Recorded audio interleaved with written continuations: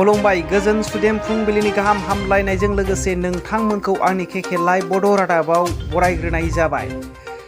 दासिमनि मोननैसो खौरांखौ फोसावनो थाखाय आखायाव लानाय जाबाय। गाहाय रादाबाव दङ आसाम आयेन आफादनि बुंथिगिरि बिश्वजित दैमारी बिथाङा गुवाहाटी बरबरीनि जाथायखौ लानानै बेबायदि बेरफुसार बाथ्रा बुंदों। गोबां दैदेनगिरिफ्रा थांनानै जायगायावहाय गाबफ्लाहैनोल' रोंगौ आरो दैदेनगिरिफोरखौल' रायनो रोंगौ होननानै बिथाङा बुंदों।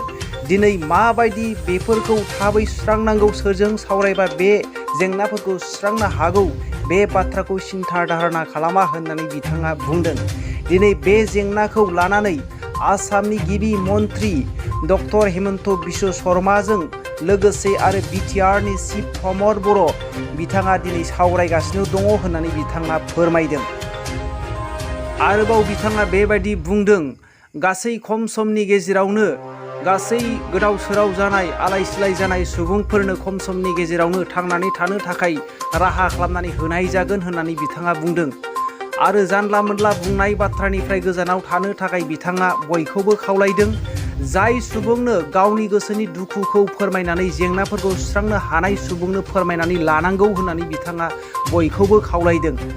आरो मैया गासै गावनि बियाबाव बेरायनानै बिथाङा बेबायदि फरायसालियाव मोनदों।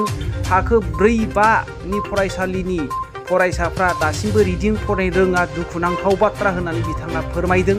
आरो 8 थाखोसिम फरायनाय फरायसाफोरना दिनैसिमबो रिदिंखौनो फरायनो रोङा, गोबां फरायसाफ्रानो होननानै बिथाङा बुंदों। बेनिखायनो गासै फोरोंगिरिफोरखौ सांग्राङै मोजां फोरोंनो थाखाय बयखौबो गोसो गोरबोजों खावलायदों। क'क्राझार जिल्लानि सालाकाति थानायाव मोनसे गसर दिखांदों। हानजायारि आथोन गेंरेप खालामनायनि सायावहाय सासे उन्दै गथ'खौ इनाय अयथासारै हानजायारि गेंरेप खालामनाय जादों। दालमारा गामियाव सासे उन्दै गथ'खौ मोनसे गालामाला दखानाव मेथाइ जाहोनो होननानै लिंखारना लांनानै जिनाहारि खालामहैदों। दा जिनाहारि खालामनाय जाथायनि सायावहाय बिजिरनाय नांगौ होननानै सालाकातिनि आउट पस्टनि पुलिस थानायावहाय धरना खालामदों। बे जाथायाव लोब्बा थानाय सुबुंफोरखौ सालाकाति पुलिसफोरा 2 एरेस्ट खालामनो हानाय जाबाय। बिसोर 3 जिनाहारि खालामग्राफोरनि मुंखौ फारियै आबद उद्दिन आली, सिनेश उद्दिन आरो मुस्ताफा आली होननानै सिनायथि मोननाय जादों। बे जाथायाव लानानै आख्रासुआ बुंदों फासिनि साजा होनांगौ होननानै बिथांमोनहा दाबि दैखांदों। आरो मुगैथाव खौरां, पुलिसफोरखौबो हमनानै लायनो थांनायावहाय उल्था गामिनि सुबुंफोरा गाग्लोबनो नागिरदों सिखा रुवा लानानै होननानै बिथांमोनहा बुंदों। मिथिनो मोननाय बायदिब्ला बे हिनजावसा गथ'आ 16 बोसोरनिल'मोन होननानै बिथांमोनहा फोरमायदों। आरो सासे दंबावो, 24 घन्टानि गेजेरावनो हमनांगौ होननानै बिथांमोनहा दाबि दैखांदों। आरो बे जाथायाव लोब्बा थानाय गासै सुबुंफोरखौ एरेस्ट खालामजोबनांगौ होननानै आख्रासुनिफ्राय गोख्रों दाबि दैखांनायखौ जोङो मिथिनो मोननाय जायो। WHO वर्ल्ड हेल्थ अर्गानाइजेशननि फोरमायनाय बायदिब्ला COVID-19आ मोनसे सन्देरग्रा बेमार बायदि होननानै बिथांमोनहा बुंदों। बिनिखायनो आथोन गेलेनाय समाव साबधानै गेलेनांगौ होननानै बिथांमोनहा फोरमायदों। आरो जेसेबां मुवाफोर दाङा मानो साब सिखोनै आखाइखौ सुनानै लानांगौ। जेसेबां साबधानै साखोन सिखोन थागोन, भाइरासनिफ्राय रैखाथि मोननो हागोन होननानै बिथांमोनहा फोरमायदों। नि गाहाय मावफुं सोद्रोमा प्रमद बर' बिथाङा जानो गोनां बिसायख'थिखौ बिथा लाखिनानै कार्बिआलं जिल्लानि लांहिनाव थांनानै फोसावदिंनाय खामानि मावहैदों।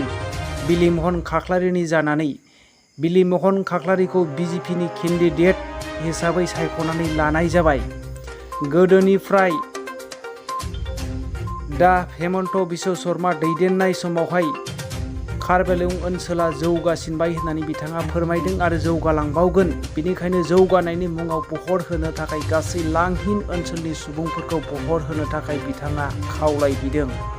क'क्राझार जिल्लानि साबकाटा आउटपस्ट थानानि सिङाव थानाय माथियापारा गामियाव 400 केजिनिबो बारा माइरंनि जौ हमनो हानाय जादों आरो 8 केजिनिबो बारा एमाव नस्थ खालामनो हानाय जादों। साबकाटा पुलिस थानानि नाजानायाव जेसेबां होबथानो नाजादों एसेबां जोङो बेबादि फालांगि खालामनायखौ जोङो नुबोगासिनो दङ।